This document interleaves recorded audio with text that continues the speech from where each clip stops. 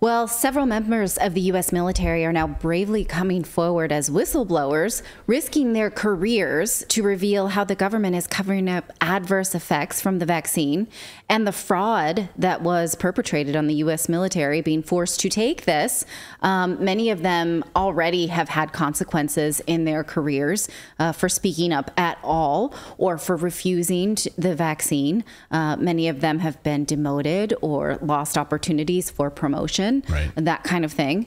So do you want to give some context here? Yeah, because we got some new data out on this too. New data shows that the coding system that the military uses to track health care of service members is showing a huge increase in things like, miscarriages, myocarditis, cancer, Bell's palsy, female infertility, and many, many other health conditions. The list is long, and this is the military's own coding system that the military uses to track these types of Well, it's healthcare. like the way you bill your insurance. If you've ever had, your insurance, you take your kid in for a pediatric appointment and they get a, vaccine or something. They're like, the insurance, they didn't put the right code in. So then you have to make 10 phone calls. Right. It's like that. It's like how they code things in order to bill for them.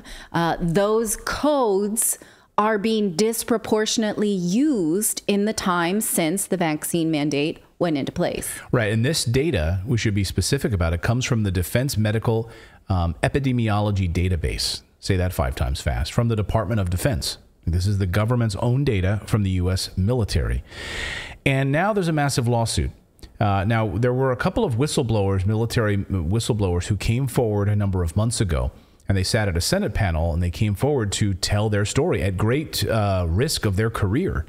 Being grounded permanently or expelled from the military for coming forward and blowing the whistle on what was actually happening inside of the military.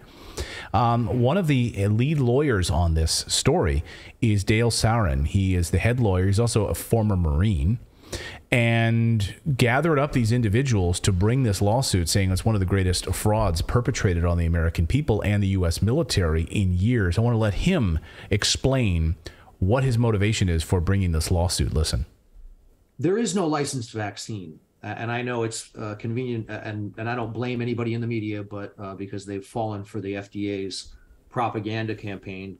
But the day that the FDA licensed Comirnaty, August 23rd of 2021, the same day, it removed it from the market. So if you look at the marketing begin and end date of Comirnaty, you'll find that it cannot be sold in the United States because it was removed from the U.S. market the same day that it was actually licensed. And it would be good if maybe we started asking some hard questions about people at the FDA and the DoD who knew this, because it was, notwithstanding that it was removed from the market on August 23rd, the next day, August 24th, the Secretary of Defense announced that they were going to go forward with this vaccine program only for licensed products, of course, that they didn't have. And yet the program rolled forward. And what the DoD did was, as many of the folks here know, the Undersecretary of Defense for Health Affairs, a woman named Terry Aderam, published a memo claiming that the unlicensed product, BNT162b2, Pfizer's unlicensed EUA product, could be substituted in, that it was interchangeable with the licensed product.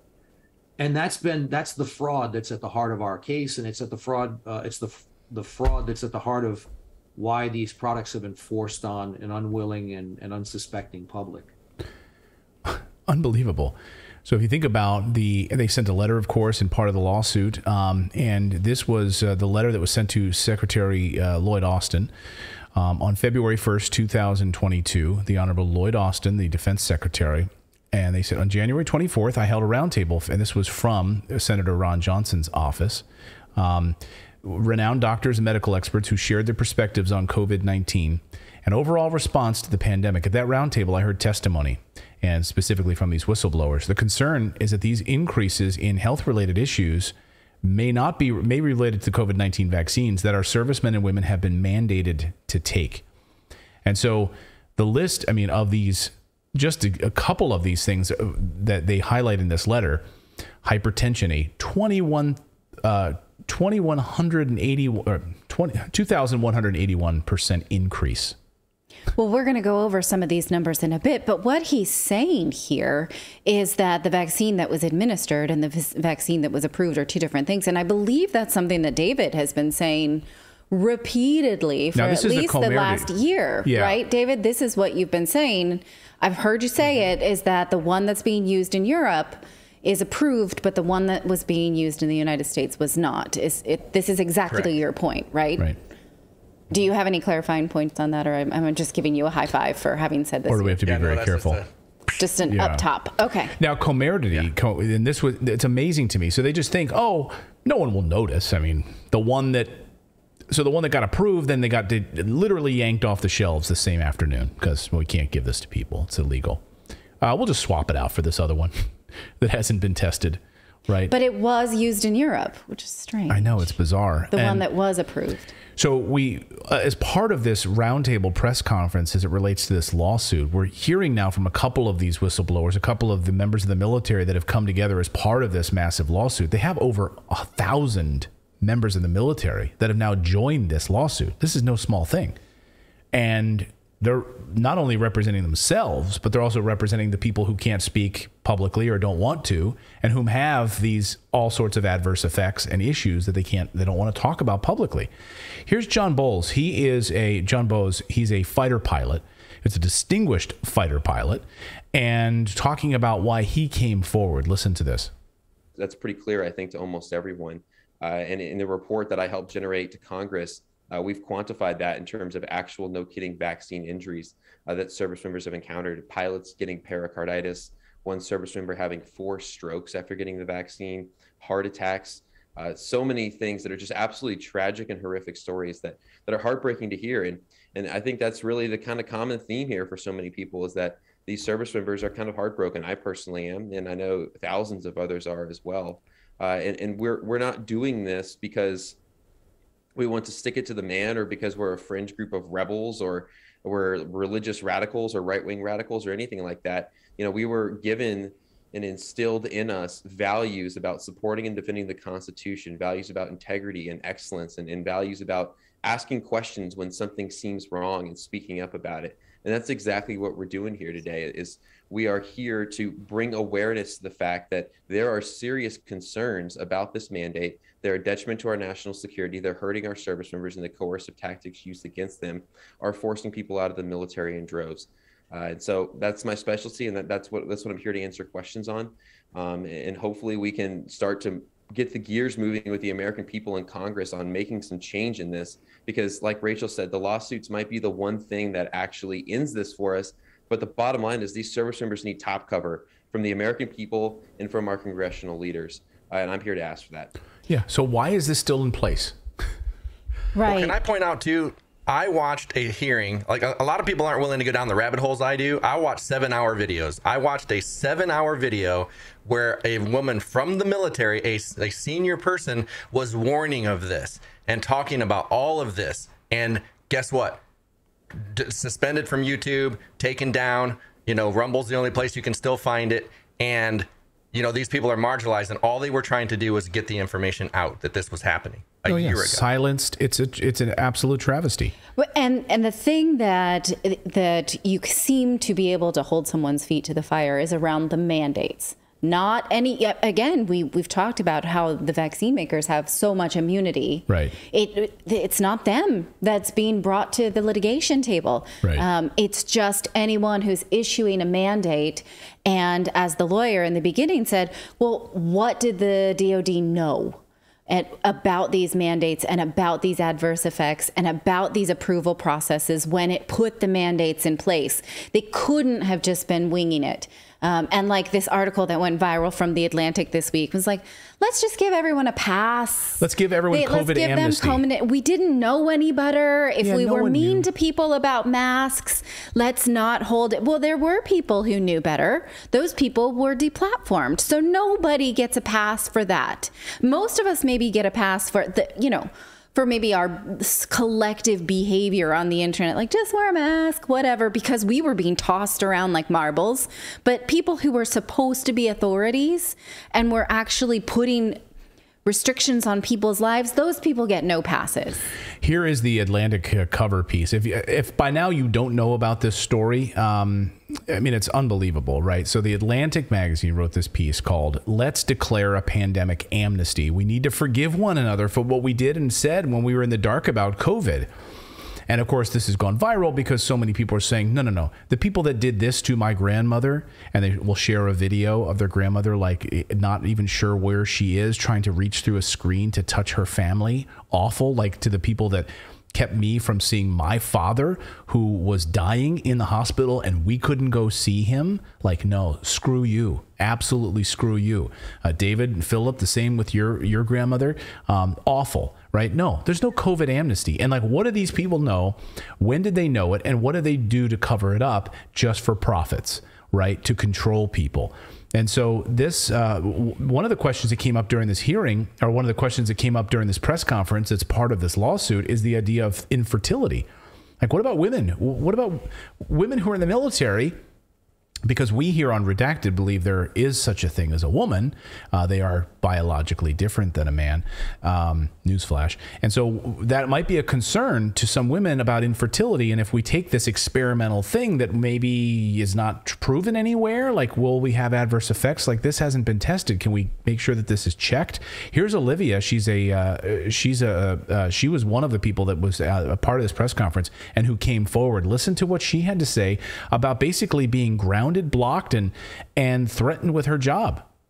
I'd recommend that you go to the FDA website and pull up the community package insert, the information that comes, with the vials of vaccine. It specifically states that fertility was only tested on rats for women. And honestly, it was never even tested on men to determine, whether or not there's a negative impact. Carcinogenicity and genotoxicity were not tested either. So these are valid concerns that Pfizer points out in their product information to the American people. Since that day, I started looking more and more into the product and realized that the vials that were used to give service members, and honestly, all of the American people, these shots, these vaccines, they're emergency use authorized products. And under Title 21 and Title 10, the government can't legally mandate you to take these products. You always have the right to accept or refuse the products. I raised these concerns to military leadership, specifically stated that the mandates were illegal. And since then, that's resulted in the loss of my assignment to China. The military has taken away training opportunities. They've denied leave. All of my belongings were kept for almost a year. My family had to live out of 4 bags, the 4 bags we planned to travel to China with for an entire year. And honestly, I love my country. I joined the military to support and defend the Constitution, to ensure America, the American people remain safe. And it's my job as a naval officer to point out violations of law to military leadership. That's what I've been doing. That's what, nearly 80,000 military members like me have had to deal with. And that's why and who were out of a job. That sounds awful. That sounds awful. Awful. You want to go through some of the data? So this is some of the data. These are some of the specific things that came out in this military data. Right. So some of the things that they're saying had an increase in this coding system. For instance, new cancer diagnosis. Now, we were warned that cancer diagnoses would go up because during lockdown, so much cancer was not detected. And so, when you see cancer going up, you think maybe that's because they were undetected cancers, but the numbers just don't support that. So for instance, new cancer diagnosis between 2016 and 2020 in a 4-year bracket was about 38,700 cases. So let's just round to about 40,000 cases in 4 years, so 10,000 cases a year. But since 2021 alone, there has been 114,000 new cases reported.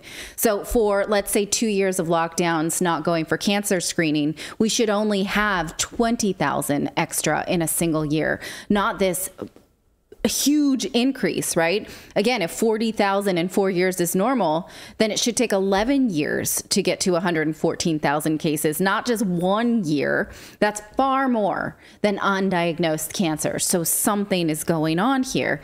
Again, these numbers were presented not only by the lawyers, but by Senator Ron Johnson when he hosted a panel about vaccine injuries in October.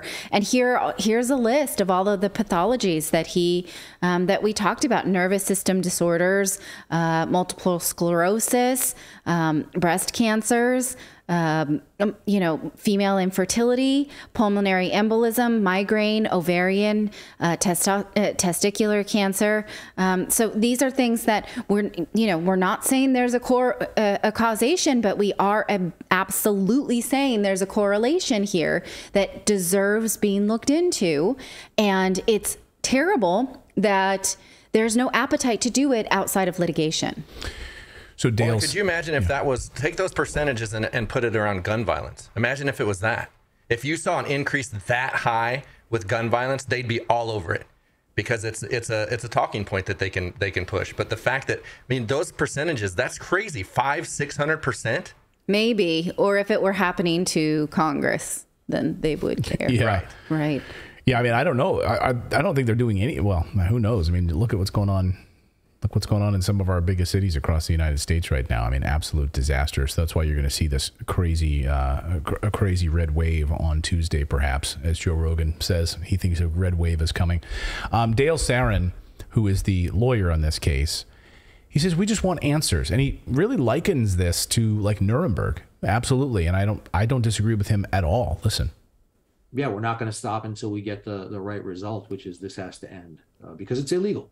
This is fundamentally what we stretched people's necks for at the Nuremberg War Crimes Tribunal. Same exact charges, in fact. There was an experimental smallpox vaccine during the trial of Dr. Carl Brandt, and that was, that was considered a crime punishable by death back then, to force someone to take an experimental medical product or procedure. And we appear to have just abandoned that notion by just slapping the label vaccine on something. So, yeah, right. So don't ask any questions. And Jim Cramer was.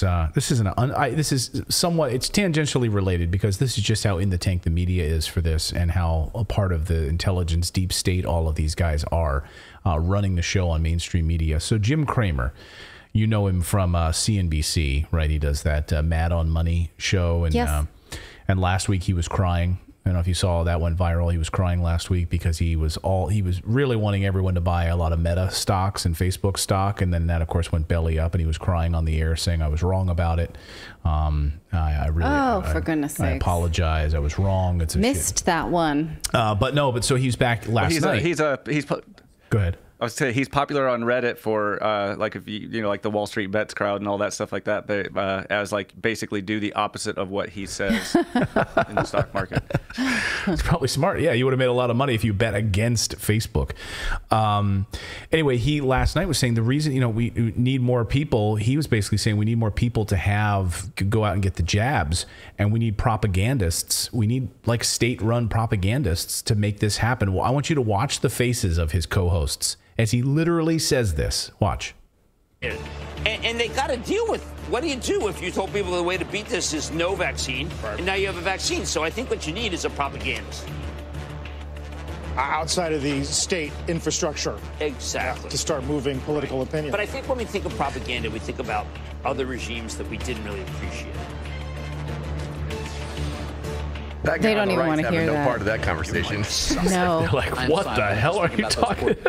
He laughed. He was like did you really just say that? We need propagandists. He just tuned him out. I know those guys. I used to work on CNBC, and you could tell Carl Quintanilla was super uncomfortable with that. And he's like, maybe not a state run. I think he was trying to give it maybe we can run that again. I think he was trying to give him give him an out. Yeah. You don't mean the state run ones. Let's play that again. And they got to deal with, what do you do if you told people the way to beat this is no vaccine, and now you have a vaccine? So I think what you need is a propagandist. outside of the state infrastructure. Exactly. To start moving political opinion. But I think when we think of propaganda, we think Look, his face is, even when he said it, he went like this. Even just, I said that and I don't like the idea of it. He's like, I'm not even talking. I'm not saying a word. Think about those poor people stuck at Disney. He's like, don't look at me, please. Yeah. I mean, you can see, I spend a lot of time thinking about how I would have felt being still at the mainstream media during the pandemic. And if I would have just been like, yeah, everybody, you know, don't ask questions, take the, you know, whatever. You wouldn't. If I, you know, because it's a culture of like, people just don't get it. We have to tell them, you know, and even he was like, no to state propaganda. You know, there are people inside of there that are willing to say like, that doesn't feel right. I'm not gonna just laugh along with that. Like, do you think that they like do they live in ivory towers that they're really that protected from information? Like, they're not going out and watching YouTube videos. They're not actually stepping outside of that mainstream universe. So maybe they genuinely feel some of that stuff. I never did anything like that. No, but I mean, I didn't have she political. Well, mostly, yeah. She covered technology, so she was worked at CNET covering technology, and like, you know, and so that she wasn't like knee deep in like politics and that sort of thing. There wasn't very much, you know, to sort of peek around the curtain at the time. By the time, you know, Edward Snowden came in and really shook things up, I was already pregnant with our son, so I wasn't really. I don't know, like, yeah, I won't go down this rabbit hole today, but, you know, I don't think the mainstream media, there's just not enough. It has to start from the core, you know, and then you just take your assignment and you go. So no, they're all part of it. Yeah, they're part of a culture. They're part of a culture. They're handed sort of marching orders, what they're going to go and cover. You know, and fortunately, like on our show, when I worked at Fox and I was an anchor at Fox News, like there was much more of like a free thinking. Like my boss said to me, just be yourself. Just be yourself. That's all. The only marching orders he ever gave me, just be yourself. And they never say that to women. It's not. It's like, wear this and cut your hair and wear your makeup differently. Anyway, I didn't get any of that. Question, like, in that world, do they have writers, or it's like, because remember back in the day, like the journalists actually would do their own reporting. They'd write their own segment. They actually studied the news. Like Mary Tyler Moore. Handed a script and said, hey, this person wrote this, just read it. It depends on who. Yeah, I mean, if you're an actual reporter and you're out in the field and you're actually covering a story and you have sources and you're working on a story, then you're going to put that together with a producer and so forth. But if you're just like a news presenter, like a news reader type, you know, like I call them news actors. Like that's if they're just like a news actor, like you'll read the scripts that whoever, like a 21-year-old wrote. You know, that's like that's how it goes. And a lot of it's repurposed. You know, whatever was played in the 3 o'clock or 5 o'clock news is then going to make it into the 7 o'clock news and just repurposed with a different voice and a different anchor. Wow. And they really push the envelope, don't they? Yeah. I mean, it's amazing. This is why mainstream media is failing. I mean, this is why it's collapsing right before your eyes. I mean, you know, again, CNN absolutely collapsing. They launched their new morning show or whatever this week, I guess. I don't know. And no one's going to watch that crap. The only reason anyone's even watching CNN is like it's on at the airport. And so people just glance when they walk by and they see Wolf Blitzer when they're getting a coffee and a scone on their way to a flight. That's the only time you're watching that crap. Yeah. So we thank you for supporting independent journalism and just hitting that subscribe button here on our channel.